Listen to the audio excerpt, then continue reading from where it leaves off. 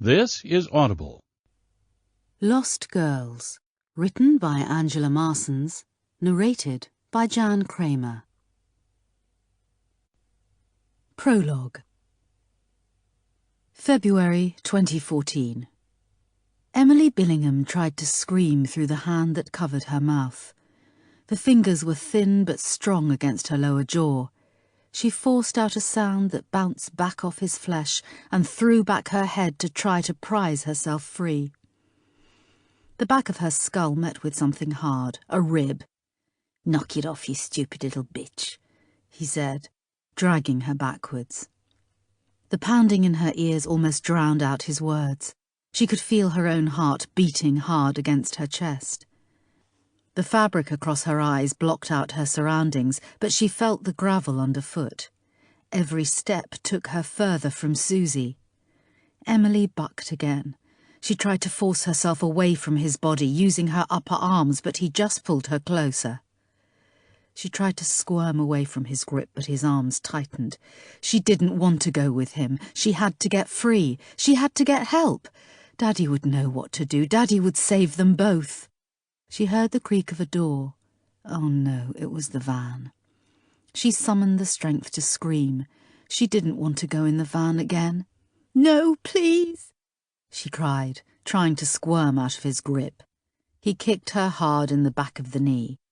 Her leg buckled and she stumbled forward, but he stopped her falling to the ground by grabbing a handful of hair. Her scalp stung as the tears broke free from her eyes. In one movement, he launched her into the rear of the vehicle and slammed the door shut. It made the same tinny noise it had days ago when she'd been walking to school. Her classroom seemed so far away now, and she wondered if she would ever see her friends again. The van reversed quickly, launching her against the doors. The pain shot from the back of her skull like a firework. She squirmed to right herself, but the van was moving fast, throwing her onto her side. Her cheek crashed against the wooden floor of the vehicle as it bounced along at speed. She winced as the skin on her bare calf snagged on a nail. A trace of warm blood trickled down to her ankle. Susie would tell her to be strong, like when she'd sprained her wrist in gymnastics. Susie had held her other hand and squeezed strength into her heart, telling her it would all be okay. And she'd been right. But she hadn't been right this time. "I can't do it, Susie, I'm sorry," Emily whispered as the tears turned to sobs. She wanted to be brave for her friend, but the trembling that had started in her legs was now travelling the length of her body. She pulled up her knees to her chin, tried to scrunch herself tighter into the smallest of balls, but the shaking wouldn't subside. She felt a drop of urine slip from between her thighs. The trickle turned to a stream that her body was powerless to stop. A terrified sob was torn from her body as Emily prayed for the ordeal to end. And then suddenly, the van came to a stop. "Please, Mummy, come and get me," she whispered as the sudden ominous silence settled around her. She lay against the door unmoving. The trembling had paralysed her limbs. She had no more strength to fight him and awaited whatever came next. The fear formed a lump in her throat as her captor opened the door. Black Country, March 2015. Chapter 1. Kim Stone felt the rage burning within her. From the ignition point in her brain, it travelled like electricity to the soles of her feet, then surged around again. If her colleague Bryant was beside her now, he would be urging her to calm down, to think before she acted, to consider her career, her livelihood. So it was a good job she was on her own. Pure Gym was situated on Level Street in Brierley Hill and ran between the Merry Hill Shopping Centre and the waterfront office and bar complex. It was Sunday lunchtime and the car park was full. She drove around once, spotting the car she sought before parking the Ninja right outside the front door. She didn't plan on being there long. She stepped into the foyer and approached the front desk. A pretty-toned woman smiled brightly and held out her hand. Kim guessed she was looking for some kind of membership card. Kim had a card of her own to show, her warrant card. I'm not a member, but I do need a quick word with one of your patrons." The woman looked around as though needing to seek advice. "Police business," Kim stated. "Kind of," she added to herself. The woman nodded. Kim looked at the directions board and knew exactly where she was heading. She took a left and found herself behind 3 rows of machines on which people were stepping, walking and jogging. She looked along the rear views of people expending energy on going nowhere. The one she was looking for was stepping up and down in the far corner. The long blonde hair tied back in a ponytail was the clue. The fact that her phone was in front of her on the display screen was the clincher. Having found her target, Kim became oblivious to the sounds of people's limbs lifting and striding, or the curious glances she received as the only fully dressed person in the room. All she cared about was one woman's involvement in the death of a 19-year-old boy called Dwayne. Kim straddled the front of the machine.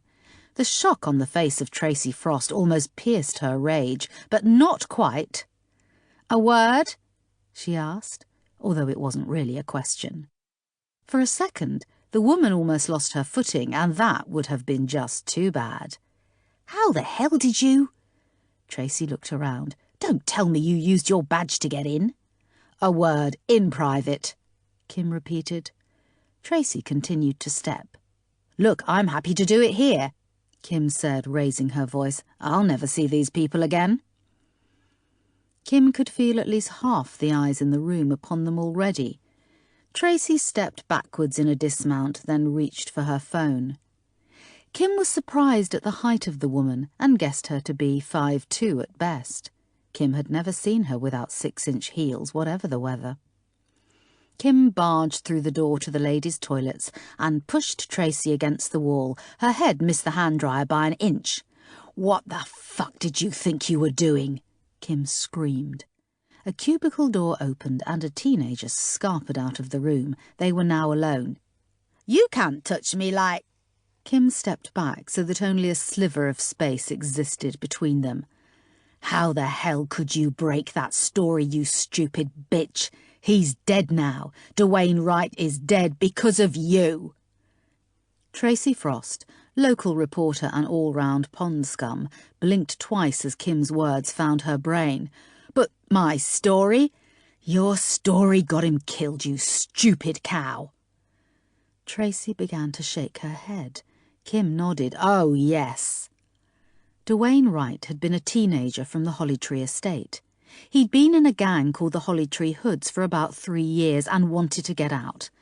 The gang had got wind of it and stabbed him, leaving him for dead. They thought they'd killed him, but a passerby had performed CPR. That was when Kim had been called in to investigate attempted murder. Her first instruction had been to conceal the fact that he was still alive from everyone except his family. She had known that if word got back to Hollytree, the gang would find a way to finish him off.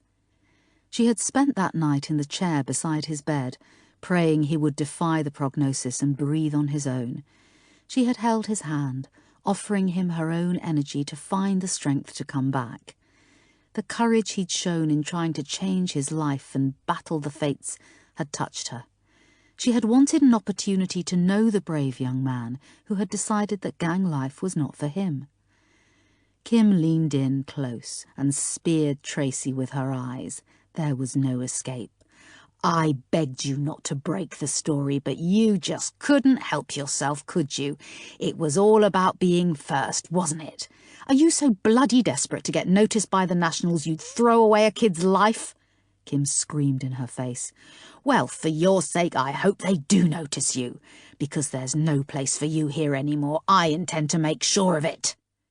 "It wasn't because of—" "Of course it was because of you," Kim raged. "I don't know how you found out he was still alive, but he's dead now, and this time it's real." Confusion contorted her features. The stupid woman wanted to speak but couldn't find any words. Kim wouldn't have listened anyway. "You know he was trying to get out, don't you? Dwayne was a decent kid just trying not to die." "It couldn't have been because of me," Tracy said as the colour began to return to her face. "Yes, Tracy, it was," Kim said emphatically. "The blood of Dwayne Wright is on your grubby little hooves." I was only doing my job. The world had a right to know. Kim stepped in closer. I swear to God, Tracy, I will not rest until the closest you come to a newspaper is driving the delivery. Her words were cut off by the ringing of her mobile phone. Tracy took the opportunity to step out of Kim's reach. "Stone," she answered. "I need you at the station now." Detective Chief Inspector Woodward wasn't the warmest of bosses, but he normally took the time to offer some kind of curt greeting. Kim's mind worked quickly. He was calling her on a Sunday lunchtime after insisting that she take the day off, and he was already pissed off at something. "I'm on my way, Stacey. Get me a dry white wine," she said, hanging up the phone. If her boss was confused because she'd just called him Stacey, she'd explain it to him later. No way was she going to reveal an urgent call from her boss while standing within spitting distance of the most despicable reporter she'd ever met. It could be one of two things. Either she was in a shitload of trouble, or there was something big kicking off. Neither scenario would benefit from this lowlife hearing the conversation. She turned back to Tracy Frost. "Just don't think this is over. I will find a way to make you pay for what you did, I promise," Kim said, opening the bathroom door. "I'll have your job for this," Tracy shouted after her. "Crack on," Kim tossed over her shoulder. A 19-year-old had died last night, for nothing. These weren't the best days she'd ever had, and she had a feeling that this one was about to get worse. Chapter 2. Kim parked the Ninja at the rear of the Halesowen police station. West Midlands Police served almost 2.9 million occupants, covering the cities of Birmingham, Coventry, Wolverhampton and the area of the Black Country. The force was divided into 10 local policing units, including her own area of Dudley.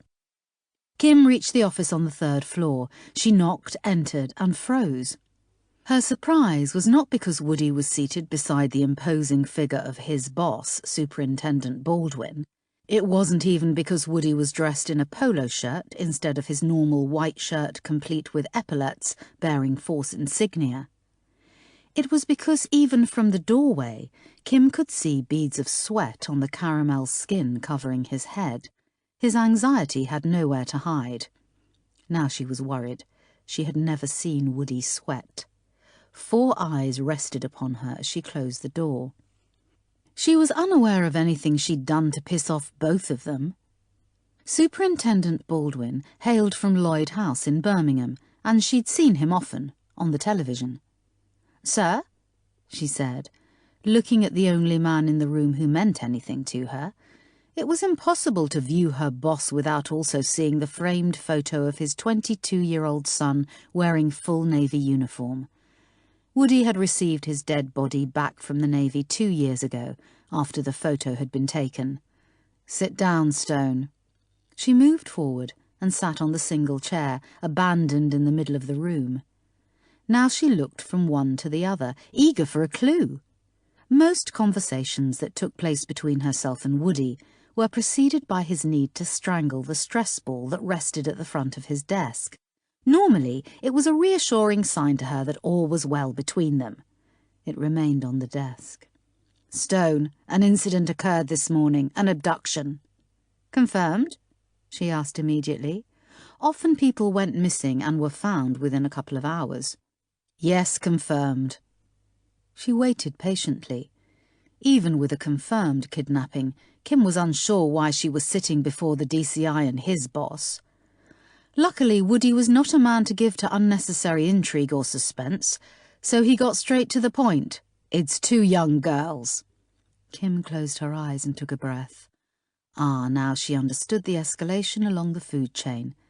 "Like the last time, sir." Although she hadn't been part of the investigation 13 months ago, every member of the West Midlands force had been interested in the case. Many had helped in the subsequent search. Kim knew many things about the old case, but the most resounding fact came straight into her mind. One of the girls hadn't come back. Woody brought her attention back to the present. "At this point, we're not sure. Initially, it appears so. The 2 girls are best friends and were last seen at Old Hill Leisure Centre. One of the mothers was due to collect them at 12:30, but her car had been immobilised. Both mothers received a text message at 12:20 confirming the kidnappers have both girls. It was now only 15 minutes past 1. The girls had been taken less than an hour ago, but the arrival of the text message meant there would be no inquiries to friends and neighbours, no hope that the girls had simply wandered off. The girls were not missing, they'd been kidnapped, and the case was already live. Kim turned her gaze to the superintendent. "So what went wrong last time?" "Excuse me?" he asked, surprised. Clearly he didn't expect to be addressed directly. Kim studied his face as his brain formulated a response, police media training at its best. There were no furrowed lines or beads of sweat at the hairline. Hardly surprising, there were many levels of culpability beneath him. Baldwin offered her a dead stare in response to her question, a warning to keep her mouth closed. She stared back. "Well, only one child came back, so what went wrong?" "I don't think the details—" "Sir, why am I here?" she asked, turning back to Woody. This was a double abduction. This was a matter for Force CID, not local. The management of a case like this would be divided into many different sections. There would be the search for clues, background, door-to-door, CCTV and press. Woody would never put her in charge of press. Woody and Baldwin exchanged a look. She sensed that she was not going to like the answer. Her first guess was that her team were being seconded to assist.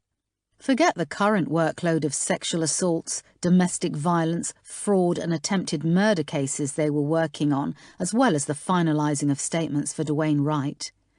"You want my team on the search?" "There is no search, Stone," Woody said. "We're issuing a media blackout." "Sir?" This was virtually unheard of in an abduction case. The press normally got hold of it in minutes.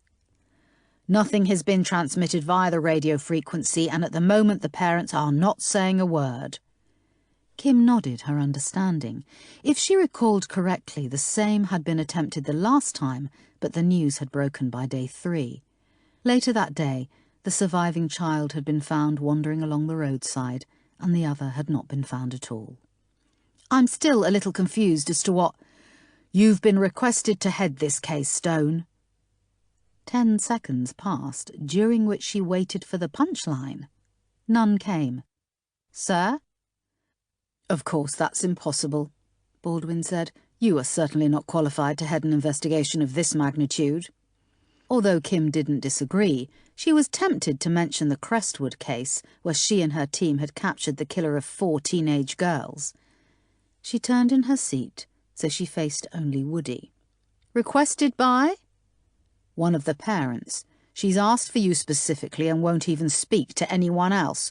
We need you to take the initial details whilst we assemble a team. You'll report back here immediately and hand over to the officer in charge." Kim nodded her understanding of the process, but he still hadn't fully answered her question. "Sir, can I have the names of the girls and the name of the parent?" "Charlie Timmins and Amy Hansen are the girls. It's the mother of Charlie that has requested your involvement. Her name is Karen, says she's a friend of yours." Kim shook her head blankly. That was impossible. She knew no Karen Timmins, and she definitely had no friends. Woody consulted a sheet of paper on his desk. "Apologies, Stone. You might know this woman better under her maiden name. Her name was Karen Holt." Kim felt her back stiffen. The name lived safely in her past, a place she rarely visited. "Stone, your expression says you do indeed know this woman." Kim stood and aimed her gaze only at Woody. "Sir, I will go and carry out the initial questioning to hand over to the appropriate officer in charge, but I assure you this woman is no friend of mine." Chapter 3. Kim steered the Ninja through a line of traffic to the front of the queue. As the amber light promised to illuminate, she spurred the machine into life and roared across the intersection.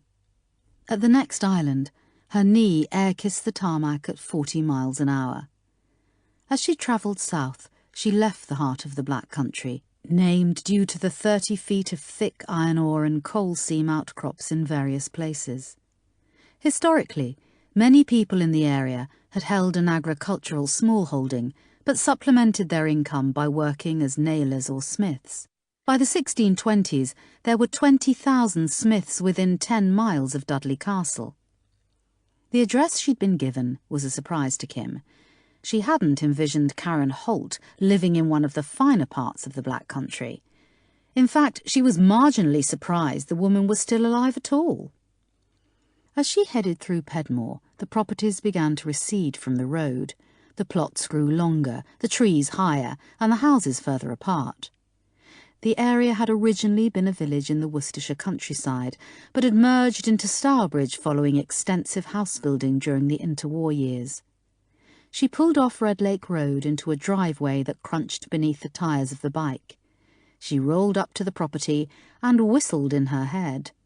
The detached house was double-fronted and Victorian, perfect in its symmetry. The white brick looked recently painted. Kim stopped the bike at an ornate portico entrance supporting a balustraded balcony above. Bay windows protruded on both sides. It was the kind of house that said you'd made it, and Kim had to wonder what the hell Karen Holt had done to get here. If Bryant had been with her, they'd have played their usual game of guess the house value, and her opening bid would have been no less than $1.5 million. Parked beside a silver Range Rover was an unmarked Vauxhall Cavalier. A brief assessment confirmed the house was not overlooked from any direction. As she went, she made mental notes to pass on to whomever Woody nominated as officer in charge. The front door was opened by a constable Kim recognised from a previous case. She stepped into a reception hall boasting a Minton-tiled floor. The centre of the space was dominated by a round oak table supporting the tallest vase of flowers she had ever seen. There were 2 reception rooms, one either side of the hallway. "Where is she?" Kim asked the officer. "Kitchen, ma'am. The mother of the other child is here as well." Kim nodded and headed past the sweeping staircase. A woman met her halfway. The recognition took some time to register on Kim's behalf, but it was instantaneous on the face of the woman before her. Karen Timmins bore little resemblance to Karen Holt. The slash jeans that had once melded to every available curve had been replaced by a stylish pair of slim-leg trousers. The low, tight tops that had barely contained her breasts had been replaced with a V-neck jumper that whispered at the body beneath instead of screaming it out loud. The dyed blonde hair had been allowed to return to its natural chestnut and was cut stylishly around a face that was attractive but not striking. There had been surgery. Not a lot, but enough to significantly change her face. Kim guessed at a nose job. Karen had always hated her nose, and there'd been a lot there to hate. "Kim, thank God, thank you for coming, thank you." Kim allowed her hand to be clutched for a whole 3 seconds before she took it back. A second woman appeared beside Karen. The terror in her eyes gave way to hope. Karen stepped aside. "Kim, this is Elizabeth, Amy's mum." Kim nodded to the woman whose eyes were blackened with smudged mascara.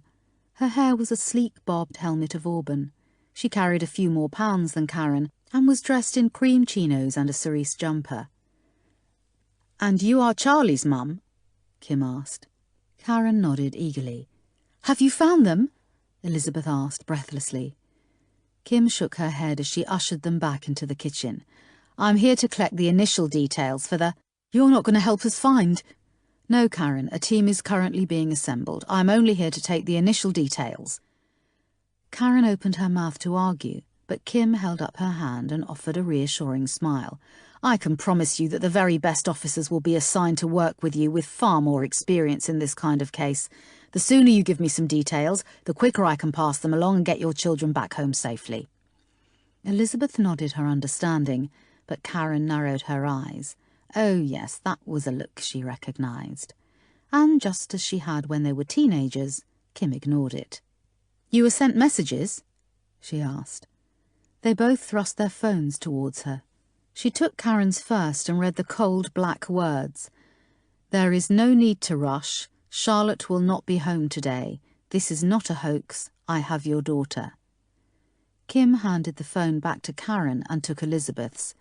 "Amy will not be home today. This is not a hoax. I have your daughter." "OK, tell me exactly what happened," she said, handing it back. The two women sat at the breakfast bar. Karen took a sip of coffee, then spoke. "I dropped them off at the leisure centre this morning." "What time?" 10:15. The class starts at 10:30 and ends at 12:15. I'm always there to collect them at past. Kim could hear the emotion in her voice as she fought back the tears. Elizabeth covered Karen's free hand and urged her to continue. Karen swallowed. "Right on time, I left the house to pick them up. They always wait in the reception area until I get there. My car wouldn't start, and then I got the message." "Do you have any CCTV on your house?" Kim asked. She had to assume that the car trouble was deliberate and had been achieved by access to the property. Karen shook her head. "Why would we?" "Don't touch the car again," Kim ordered. "Forensics might be able to lift something." It was possible, but not probable. The kidnappers knew your routine well. Elizabeth lifted her head. "More than one?" Kim nodded. "I would think so. Your girls are 9 years old, not easy to handle together. A struggle would have been difficult to contain with one adult and 2 children. There would have been noise." Elizabeth made a small sound, but Kim couldn't help that. Crying would not get their children back. If it would, she'd summon a few tears herself. "Have either of you noticed anything strange recently? Familiar faces or cars turning up? Perhaps the feeling of being watched?" Both women shook their heads. "Have your girls mentioned anything different, perhaps about being approached by a stranger?" "No," they said together. "The girls' fathers?" "On their way back from golf. We managed to contact them just before you arrived." They answered all her questions. Clearly both fathers were in the picture, so any kind of custody battle was unlikely. It also told her that the two families were very close. "Please be honest with me. Have you contacted anyone else, friends, relatives?" They both shook their heads, but Karen spoke. "The officer we spoke to told us not to until someone had been in touch." It had been good advice, and given because the snatch was confirmed. They were not missing, they'd been taken. "What should we do, Inspector?" Elizabeth asked. Kim knew that their natural instincts would prompt them to be searching, moving, walking, acting, doing. The girls had been gone for around an hour and a half, and it was going to get a whole lot worse than this. She shook her head. "Nothing. We can now assume this is a planned kidnap by people who know what they're doing. They know your routines and have watched you closely. The girls will most likely have been lured away from the entrance of the leisure centre in one of 3 ways. The first is by a person they know. The second is by a person they perceive to be trustworthy, and the third is with a promise." "A promise?" Karen asked. Kim nodded. "Your girls are too old to be persuaded by sweets, so more likely a puppy or a kitten." "Oh, Lord," Elizabeth breathed. "Amy has been begging me for a kitten for months." "There are a few kids that can resist the temptation," Kim offered. "That's why it works." She took a deep breath. "Listen, there's going to be a media blackout on this." At this point, they didn't need to know why. The less they knew about the previous case, the better. Kim continued. "So there'll be no search. There's no point. We're not going to find them in a manhunt. The crime has been planned and they've already made contact. Your girls are not in a field somewhere waiting to be found." "But what do they want?" Karen asked. "I'm sure they'll let you know, but until they do, you have to keep quiet. Not even family members are to be told. There are no exceptions. If the press get hold of this, it will make a difference to the investigation. Hundreds of people scouring the area is not going to get your girls back." Kim could see the indecision on their faces, and that would be someone else's fight soon. But for now, she had to urge them to remain silent. At least until she got back to the station and it became someone else's problem. It may be your natural reaction to want everyone you know on the lookout, just as you'd like to be out there searching yourselves, but it won't do any good. Kim stood. "The officer in charge will be here soon. You should take that time to make lists of people you might need to contact over the next few days to explain the absence of your children or yourselves." Karen looked stunned. "But can't you?" Kim shook her head. "You need someone with more experience in abduction cases." "But I want..." Right on cue, a child started crying from the next room. Elizabeth pushed her chair back. Kim followed, heading for the front door. Karen grabbed at her forearm. "Please, Kim!" "Karen, I can't take the case. I don't have the experience. I'm sorry, but I promise you that the assigned officer will do everything possible." "Is this because you hated me back then?" Kim was stunned. The words were not untrue, but Kim would not let that influence her when the lives of two girls were at risk. Kim felt the frustration grow at her inability to help the desperate woman, but her superiors had made her position perfectly clear. "Why, Karen? Why me?" Karen offered a half-smile. "Do you remember when we were placed with the Price family and Mandy's trainers wore into holes? You asked Diane for a new pair and she said no." Mandy had been a shy, quiet child who rarely spoke. The soles of her feet had been grazed and sore with a hint of gravel rash. "Of course I remember," Kim said. For her it had been foster family number 7, her last. "I remember what you did. You found out how much they were paid each month to take care of us. You then wrote down what they spent on grocery bills and rent." Yes, Kim had watched what they unloaded each Saturday morning and then walked around the supermarket totting it all up. She'd stayed up late one night and gone through the household bills. "And after a month you presented them with a sheet of paper you were going to post to social services." The family had been career carers and had always taken the older kids for the highest pay rate. "I still remember what happened after you confronted them," Karen said, with a smile that didn't even come close to her eyes. "It was new trainers all round." She shook her head. "We knew nothing about you back then, Kim. You wouldn't speak to a soul about your past. In fact, you rarely spoke at all. But there was a determination in you." Kim offered her a brief smile.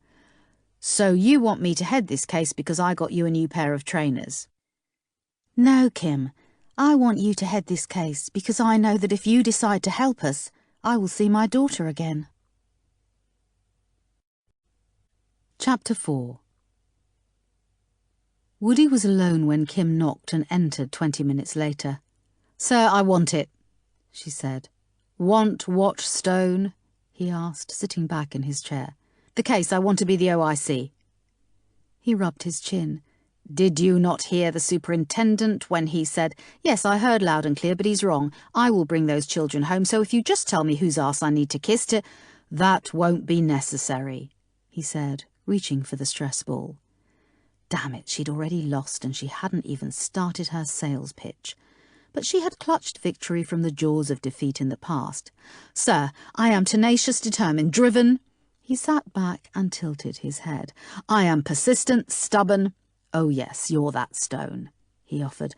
"I will not eat, sleep, or drink until—" "Okay, Stone, it's yours. No one will work harder than—" What?" He sat forward and let go of the stress ball. "The superintendent and I had quite a conversation after you left. I used many of those words, amongst others. I assured him that if anyone can bring these girls home, you can." "Sir, But both of our necks are on the line for this one, Stone. The superintendent will not be held accountable for any failure, especially after the last time.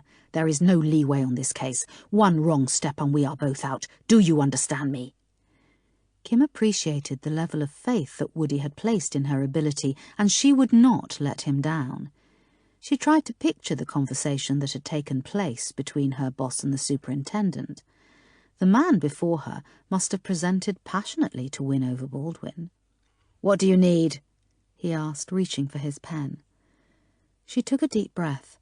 "The complete files from the last case. That'll tell me everything I need to know about how the investigation was conducted." "Already in progress. Next." "I want the FLO assigned last time."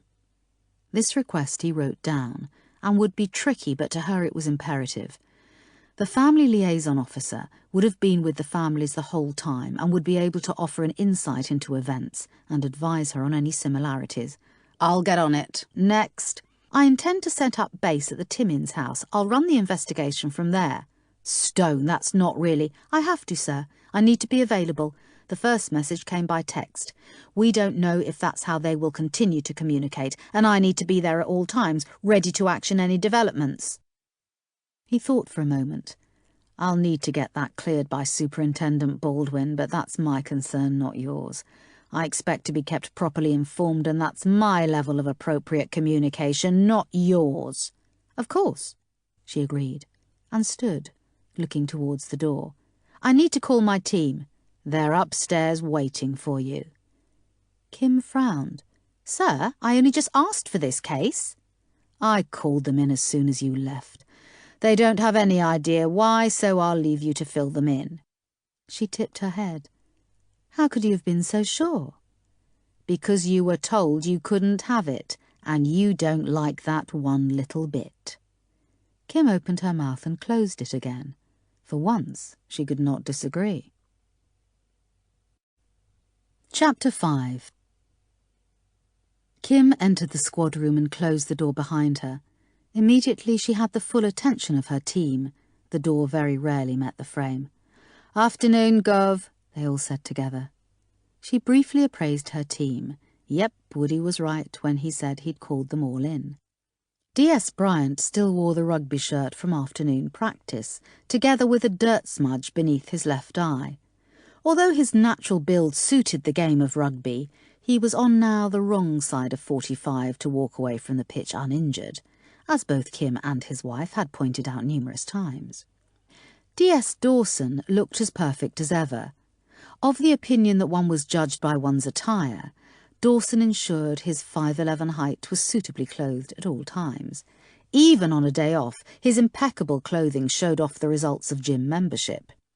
If Kim had to guess, she'd say he'd played squash earlier, showered and then changed before preparing to take a liquid lunch with his mates. Never mind.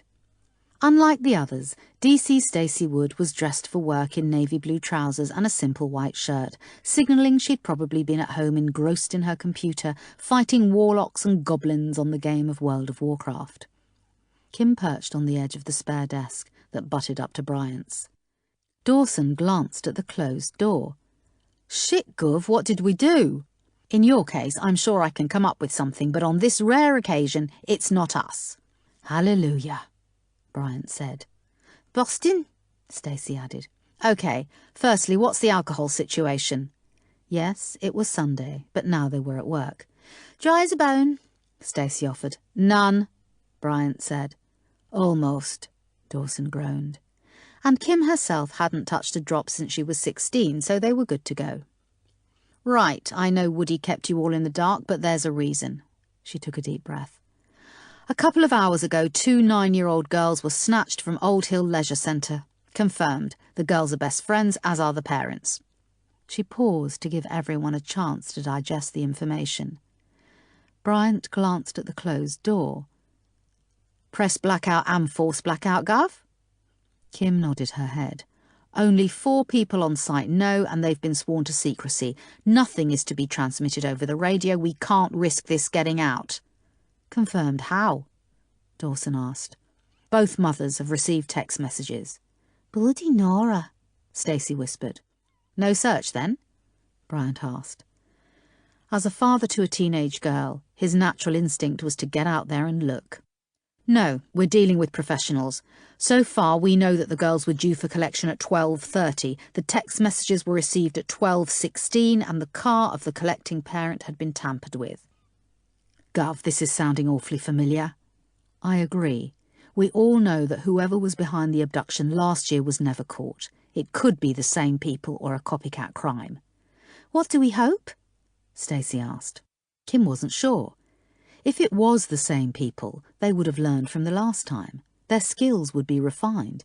They would have backup plans, exit strategies. But on the plus side, Kim would be able to see how they had performed, study their methodology from the case notes of the previous kidnapping. "Gov, what went wrong the last time?" Bryant asked. "I don't know, but I'm sure we're going to find out." Kim took a deep breath. "Listen, guys, this is going to get heavy. We'll be working out of the Timmins house amongst distraught parents for as long as it takes to get these girls home." "Isn't that if we get the girls back, Gov?" Dawson asked. Kim turned her gaze on him. "No, Kev, I mean when." He nodded and looked away.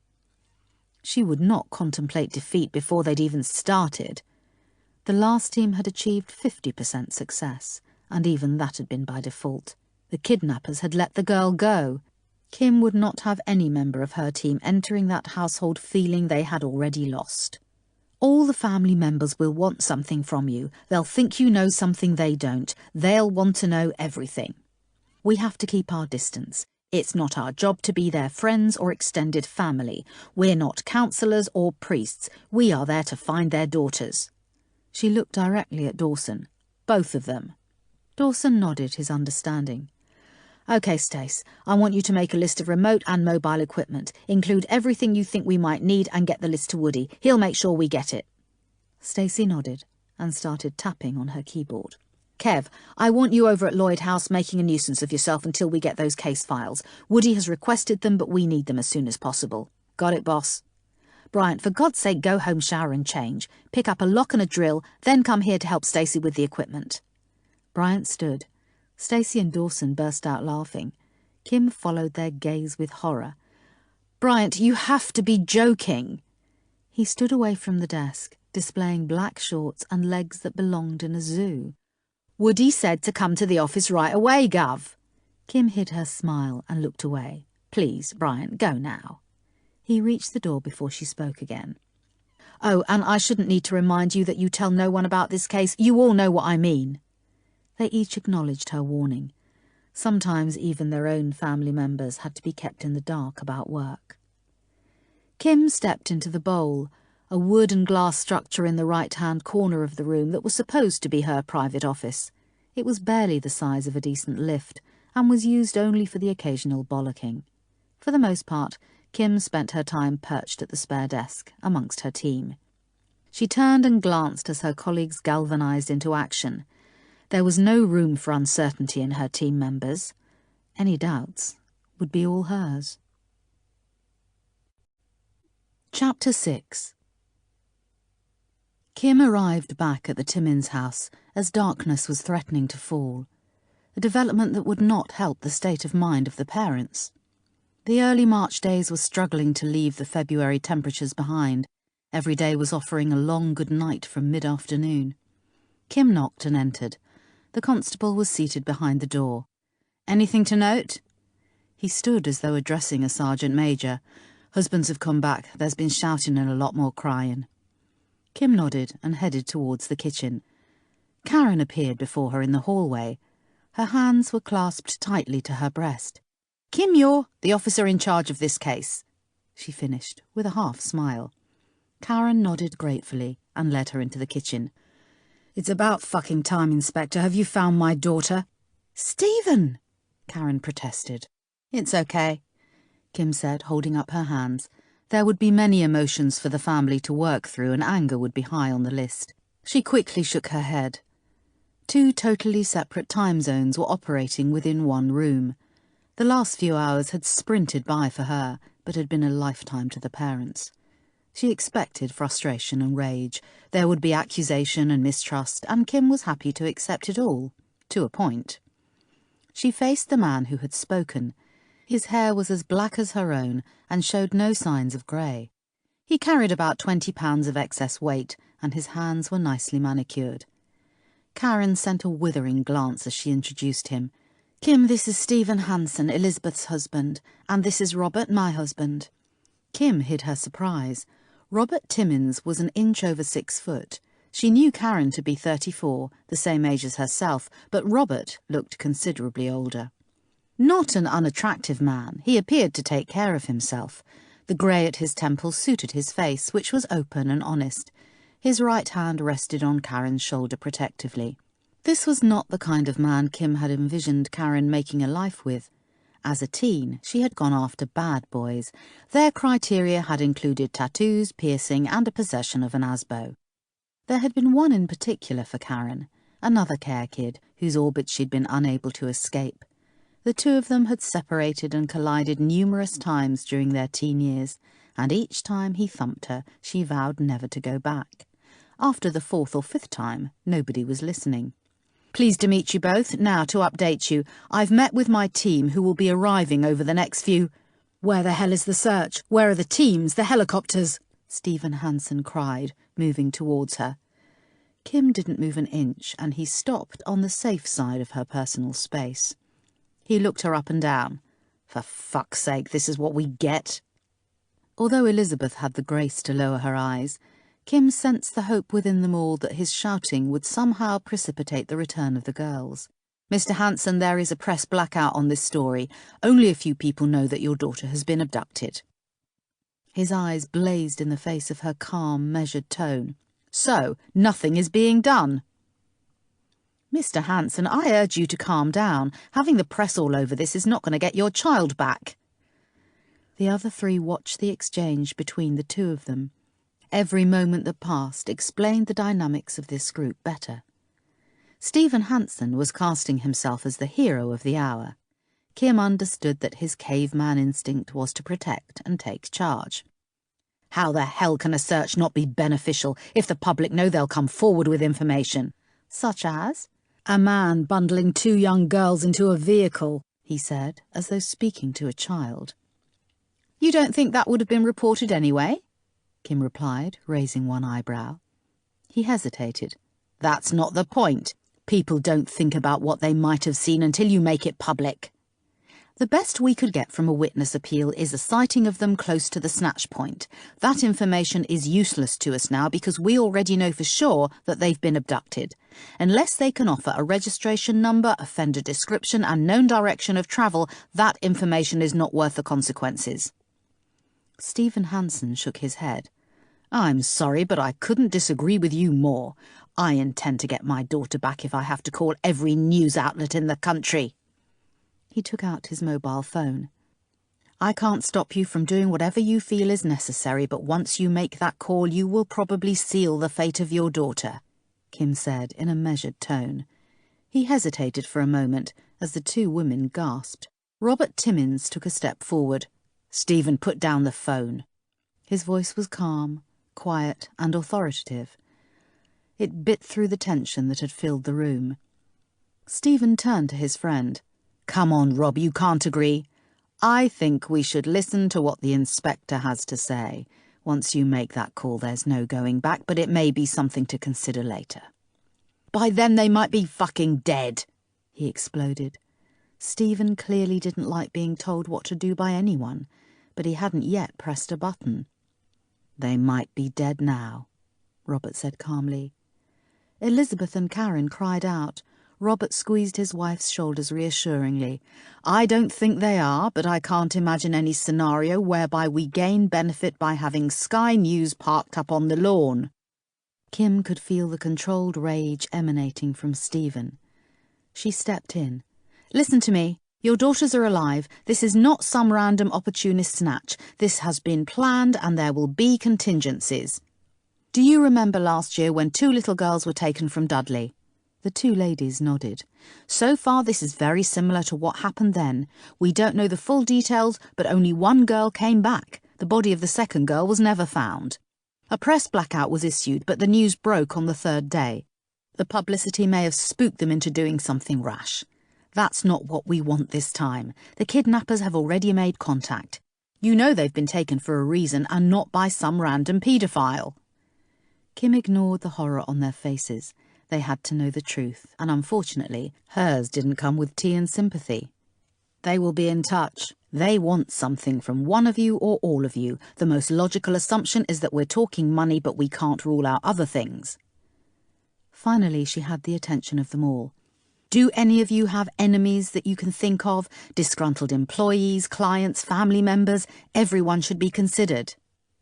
"Do you know how many people I piss off each week?" Stephen Hanson asked. "Probably not as many as I do," Kim thought. "I'm Crown Prosecutor for Organised Crime." Had this been another situation, she would have said that he didn't piss off as many as he should. Kim knew that the CPS division for which he worked was a separate arm of the service to the lawyers that presented the cases she worked on, which was why they had never met. Regardless, the relationship between most police officers and CPS was strained at best.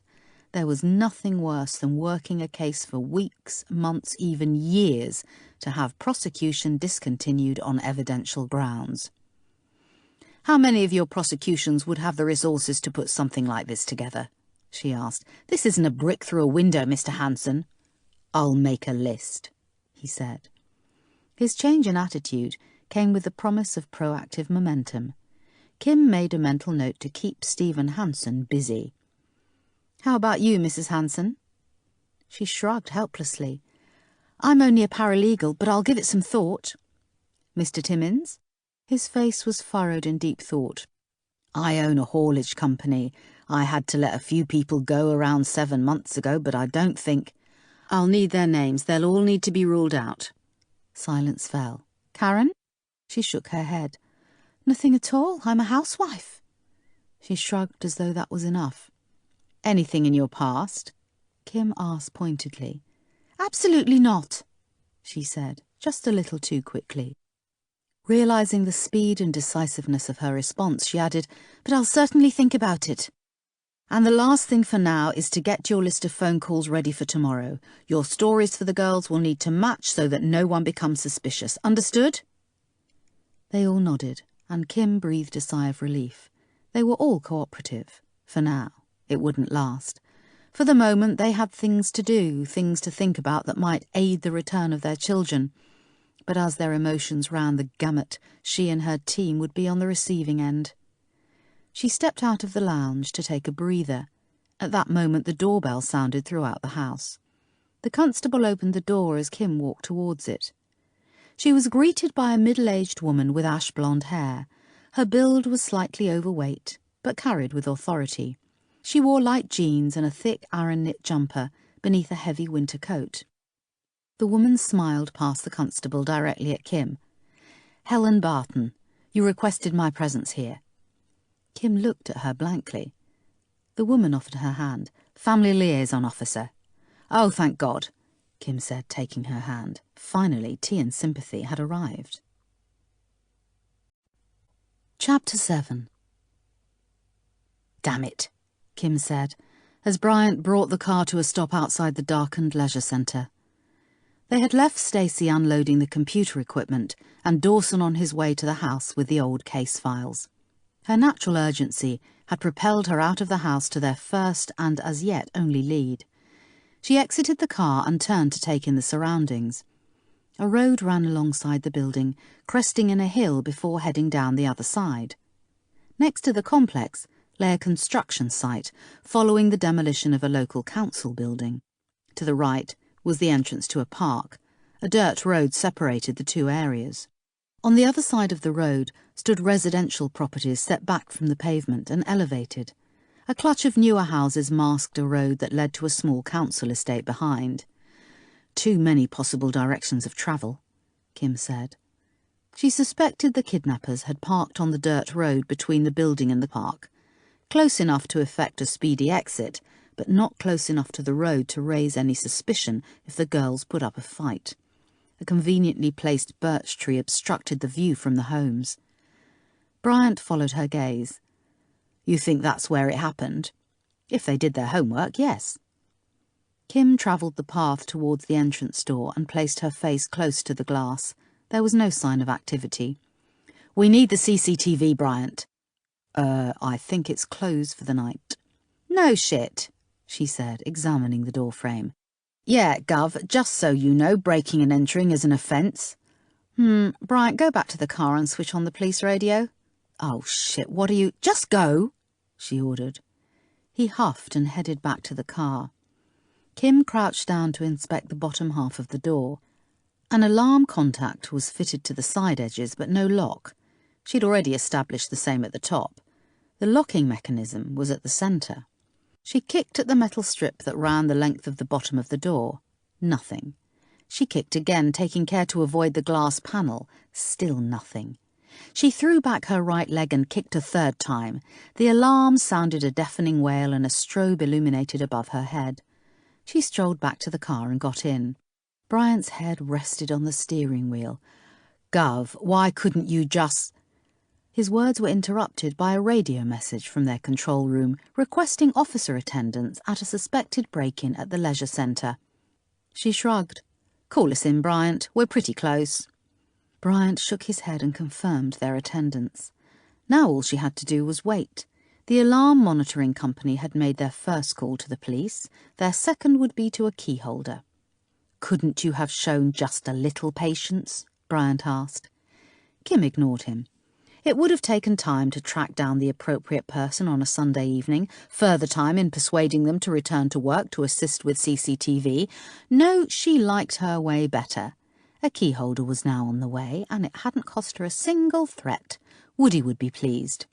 Patience? Come on, Bryant, even you know me better than that. Chapter 8. "That'll be him," Kim said, as a Volkswagen Polo pulled up beside them.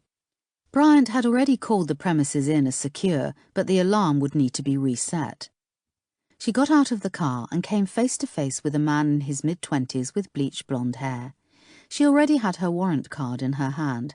"Manager?" she asked. He nodded. "Brad Evans." He tipped his head. "Attending officers, there's no intruder," she confirmed. He smiled. "Well, thanks, but why?" She fell into step beside him as he walked towards the entrance of the facility. "Well, strangely enough, we were on our way here when we got the call." He turned towards her as he reached the door. The alarm had stopped, but the intermittent blue light above showed both his good looks and his frown. "Yeah, that is strange." Bryant coughed behind her. Brad unlocked the door and entered the foyer. The lights automatically illuminated the area. The second door was push-button access. Kim looked to the ceiling and spotted the camera. She followed Brad into the reception area and inhaled the scent of chlorine.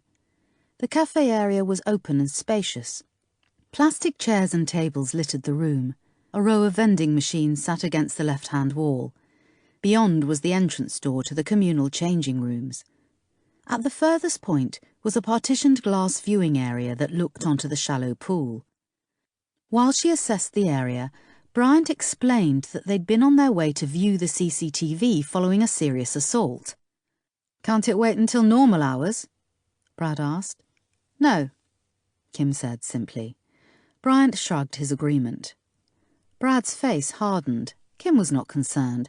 His Sunday night plans would just have to wait a while. "If you follow me," he said, walking away from the swimming facilities. They passed a gym room on the right and public toilets to the left. At the end of the corridor was a door marked private. Brad key-coded himself in and sat logging into the system. She was relieved the place had gone digital. That would make Bryant's job much easier.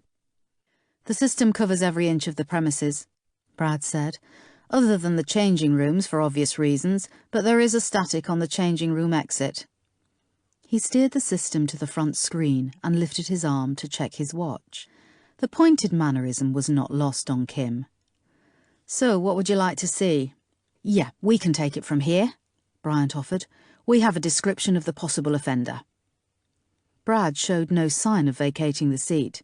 "Ah, that makes sense. If you give me the description, I can—" Kim had no idea what made sense, but Bryant pressed on. "We may be some time, so it's probably best you get to work on resetting the alarm," her colleague said, tapping the back of the chair. Brad looked from one to the other before reluctantly getting up. "It'll take a few minutes to check the building." He looked pointedly at Kim. "But I imagine it's all in order." "Better to be safe," Kim said, stepping out of the way. Brad pointed to an internal phone and held up his mobile. "0 will put you straight through to me just in case you need anything else." Kim offered him a smile. "Thank you, Brad." Bryant took the controls while Kim instructed, "Go to the static camera on the changing room. I want to make sure there was no one else around when they came out." Bryant typed in the date and time. 9 windows filled the screen, all freeze-framed at the time point of 12:05 p.m. "Top right and make it full screen until we identify the girls." Bryant pressed the play button and the images spurred into life in real time. They watched silently. 2 minutes later, the girls came out of the changing rooms. Amy was wearing pink jeans and a navy jumper. Charlie wore black leggings and a long t-shirt. Both were carrying their coats and backpacks. "Go to camera 5, Kim said. After a few keystrokes, Kim could identify the girls from a camera that watched 90% of the common area. The two of them walked across the space to the vending machines and dropped their belongings at the side. They perused the snack machines, pointing before making their choice. Amy took crisps, Charlie chose a bag of sweets, and both selected a hot drink. They sat cross-legged beside the Coke machine as though having a picnic. Kim watched the immediate area to see if anyone was paying particular attention to the girls. She had the eerie sensation that she could be watching the last few moments of these girls' lives. Her gut repelled the idea, and, as it was normally the most reliable organ in her body, she had no choice but to believe it. Not even for one moment would she allow herself to think these girls were already dead. She would bring them home alive, changed, but alive. "Last few moments of innocence, eh, Gov?" Bryant said, echoing her thoughts. They both knew beyond a shadow of a doubt these kids would never view the world the same way again, whatever the outcome. At 12:23 they both stood. Charlie took their rubbish to the bin and they donned their jackets. Amy put her left arm through the shoulder strap of the backpack, but with her coat on, couldn't get her right arm through the other strap. Charlie got hold of the strap and pulled it around, making a loop for Amy's arm. The dynamics of their friendship were clear even from this small gesture. They walked towards the foyer and entered. For some reason, Charlie looked back into the cafe area but didn't stop. "Switch to the external," Kim instructed, but she already knew. "Damn, he's under the camera and it points down the path, not along the trodden path through the grass. Pause, rewind just a couple of frames." Bryant did so, and she saw the unmistakable lift of Charlie's head to look up into the face of an adult. Something else caught her eye. "Bryant, take it back again." Now she was in no doubt. She picked up the phone and called reception. "Brad, I need you back in the CCTV room, now." Chapter 9. "That is you, isn't it, running through the foyer?" Kim asked. Brad squinted at the screen and shrugged. "We all were." Jesus, it couldn't be that hard to recall. "Brad, this was lunchtime and you were running." "Oh, yeah, it was me. A woman had collapsed in the main area. It's my job to greet the ambulance and get them to the location quickly." He paused, looking at the screen. "But what's this got to do with an assault up the road?" Oh dear, God had blessed this guy with brains as well as beauty. Kim exchanged a look with Bryant. Before them was a man who had walked right past their kidnapper. "Brad, did you get a look at the man who was speaking to these girls?" His face hardened. "Oh yeah, and I can tell you he needs bloody speaking to." "Can you tell us what he looked like?" He thought for a moment and then looked her up and down. "About your height, maybe an inch taller. I'd say 13 or 14 stone. His face was kind of ordinary. Nose was a bit long, but his voice was soft and quiet with no local accent." Kim frowned. "How do you know how he sounded?" The kid had only been running past. "I asked if he could lend a hand. I told him we had a first aid incident, but he flatly refused. He wasn't unpleasant about it, but I got a bit rude. You'd think, Brad, could you get down to the station at Hales Owen and work with a sketch artist? We need to know who this man is." Brad frowned and offered a nervous laugh. "You're kidding?" Kim shook her head as a sickness began to rise in her stomach. "Can't you just track him through your own system?" "Why would we know?" Bryant asked, but Kim didn't need to. "Because the guy I spoke to was a copper." Chapter 10. "Thanks, Brad," Bryant said. "We'll call you again if we need to." Is this going to take much longer?" he asked. "No, we'll be done in just a minute." Brad edged out of the room. "Damn it, Bryant," Kim growled. He knew exactly how she was feeling. Criminals impersonating police officers were abhorrent to them both. "Are we done?" Bryant asked, pushing the chair away from the desk. Kim opened her mouth to say yes, but a thought occurred to her. "Hang on. We spotted the girls leaving the locker room at 12:09, so go back to 12 dead, but I want the camera that covers the viewing area." Bryant tapped in the time and then selected the third camera. The screen sparked into action. Kim scrutinised the seating area that was closest to the small pool. She studied each individual body, and a minute and a half in, she found what she was looking for. "Pause," she said, and the picture froze. Kim stabbed the top right-hand corner. "Press play and keep your eyes on her. I've got a feeling she's not going to feel very well in a minute." They both watched the screen, looking predominantly at the back of a blonde head. Every 20 seconds or so the head would turn slightly. "She's keeping an eye on the exit from the changing rooms," Bryant noted. Kim nodded. "Keep watching." The routine continued, with a few quick lifts of the arm, checking her watch. At 12:09, Kim saw the girls in the bottom left-hand corner of the screen leaving the locker room. The figure turned away completely and covered her face for a couple of seconds by scratching her left temple. She then turned slightly in her chair so that she was side onto the viewing area, but with the vending machines in her peripheral vision. Her hand continued to obscure her face from the view of Charlie and Amy. As the girls stood up to leave, Kim watched the woman take a mobile phone from her handbag. She fiddled with it for a few seconds before putting it back. As Charlie and Amy headed towards the exit, the woman stood and left the viewing area. 3 paces out, she folded to the ground. From this second camera, Kim noted that Charlie looked back at the commotion, but she was too far away to see anything. "Distraction," Bryant said. Kim nodded. "And a good one. Everyone would have been looking in that direction. It's human nature. Spectators wouldn't have noticed the 2 girls simply leaving the building." Charlie looked back to see what was going on, but she didn't stop. She expected her mum to be waiting outside. "Clever bastards," Bryant murmured. "Yeah," Kim thought. That's what she'd been afraid of. "But you know something else, Bryant. As the girls came out of the changing area, our woman raised her hand to her face so they wouldn't see her." "Oh, shit," he said, shaking his head. He knew what this meant. The woman deliberately causing a distraction was someone the girls knew.